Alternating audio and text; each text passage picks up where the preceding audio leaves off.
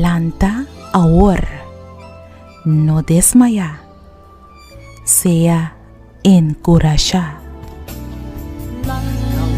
No desmaya, sea encorajar.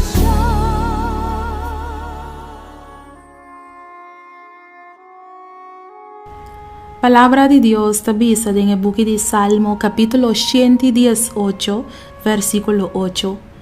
Tamiho patuma refugio den Señor, que confia den gente. Me quiero invitar ahora para repetir a palavra ng dia oração aqui junto comigo. Nos tata que na cielo, cubo nombre sea santificado ahora y para sempre, te dentur eternidad. Nos te agradecido awe pa amanda boyu Jesus, pa abing muri pa nos picanan. Danke pa el sacrificio tan grande que Jesus ahasi pa nos. Pesei pa medio de sangre que boyu Jesus a drama pa nos na cruz de Calvário, nos te binibo dilante e nos te suplicabo pa boyuda nos dentur nos necesidad nang. Tata, tem algum de nós que tem petição personal, tem algum tem problema nang amoroso, tem algum tem problema nang com saúde, tem algum tá buscando trabalho, tem algum tá sofre de soledade, tem algum tá buscando casa, tem algum com problema nang espiritual, tem algum que tá deseja de conhecer Deus mais e mais, tem algum com problema nang financeiro ou sério, tem algum que está deprimido e que não pode dormir à noite. Tem algum que está deseja sabedoria para não porrasi não les não discol bom. Tem algum que está sofre abuso dentro não rogar.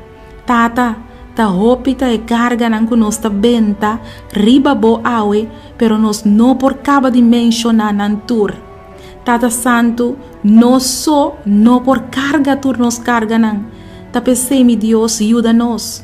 Bo promessa da bisa nos awe, que tamiho pa toma refugio den Senhor, que confia den gente.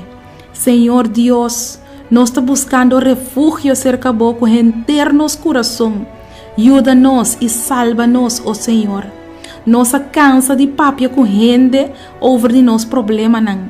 Nenhum gente não por ajuda-nos, tata. Llega cerca nos, mi Deus. Nós não que sigue confiar gente mais. Pa medio de sangre de boiu Jesus contestar nos oração não. Nossa decidir e nos escorre para vir cerca abo como nosso refúgio, considerar nos petição. De awe para dilante, em vez de vai cerca gente, ajuda-nos para nós por vir cerca bo den oração.